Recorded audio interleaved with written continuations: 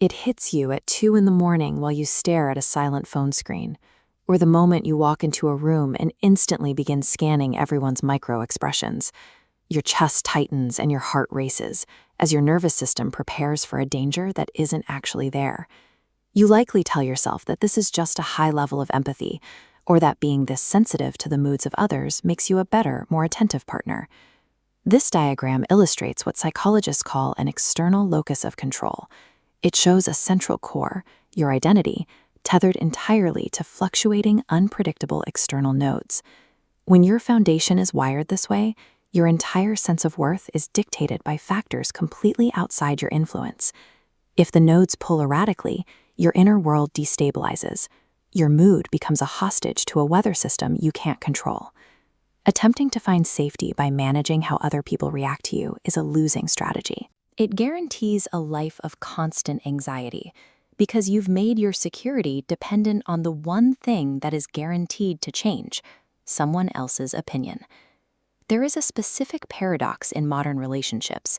The more energy you spend trying to ensure someone treats you well, the more powerless you actually become. This desperation is felt by others. Instead of drawing people closer, it acts as a repellent, pushing away the genuine connection you're exhausting yourself to find. When a text goes unreturned for 6 hours, the silence is neutral, but your mind immediately fills that silence with a narrative of inadequacy. You transform a lack of data into a verdict on your value as a person. The devastation of rejection rarely comes from the external event itself. It comes from the internal story you tell yourself about what that event means. These patterns usually trace back to a childhood where the environment was emotionally unpredictable. When the people who should have provided safety were instead the source of stress, your brain had to find a way to survive. You developed what researchers call traumatic intelligence. This isn't something you learned in a classroom. It's a form of hyper-attunement that allowed you to predict a parent's mood shift before they even opened their mouth. This is hypervigilance. The brain scanner gets stuck in the on position, processing irrelevant data as impending danger. While life-saving for a child, the adult brain fails to update. You continue scanning rooms for threats that no longer exist. What began as a brilliant mechanism for survival has become a toxic adult prison. It turns every relationship into a constant, exhausting threat assessment. This hypervigilance leads to 2 specific traps. The first is a vulnerability to emotional manipulation, particularly hot and cold cycles, where affection is used as a carrot and distance as a stick.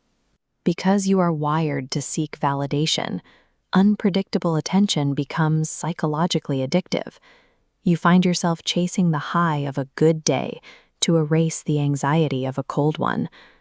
The second trap is the guilt of outgrowing people. You might stay in toxic family dynamics or unfulfilling friendships, feeling responsible for their comfort. You shrink yourself to fit inside a container that is clearly too small for you, just to avoid rocking the boat. This results in identity fatigue.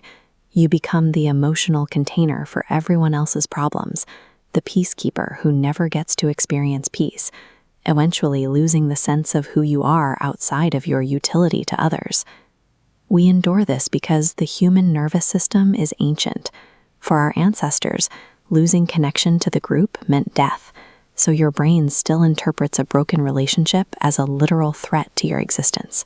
We allow our boundaries to be crossed because an unhealed nervous system mistakenly equates distance with a loss of safety.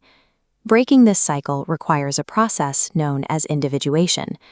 Individuation involves the difficult work of separating your identity from the expectations of others. It means finding a stable, internal reference point that doesn't move when the world around you gets loud.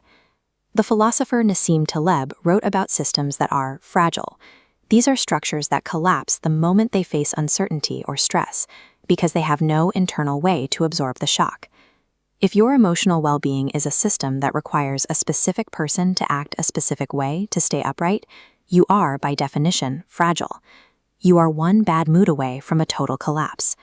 True resilience only comes when you stop trying to fix the external uncertainty and instead strengthen the internal system.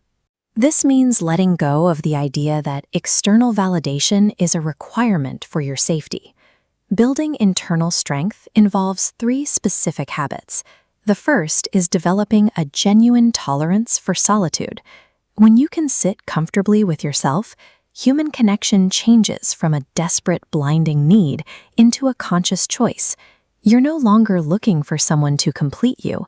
You're looking for someone to share with. The second habit is establishing internal primacy. This is the practice of making your own internal standards weigh more than the chorus of external opinions. You become the primary judge of your own character.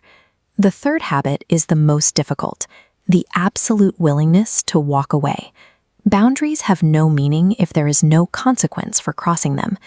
You gain immense power the moment you are genuinely prepared to lose a relationship in order to protect your self-respect. This is the state of the unbothered mind. When internally complete, rejection and shifting moods are processed merely as data points, not personal devastation. Strength isn't about building cold walls or isolating yourself from love. It is about becoming so stable that you no longer need to control the emotional weather. Instead, you become the mountain.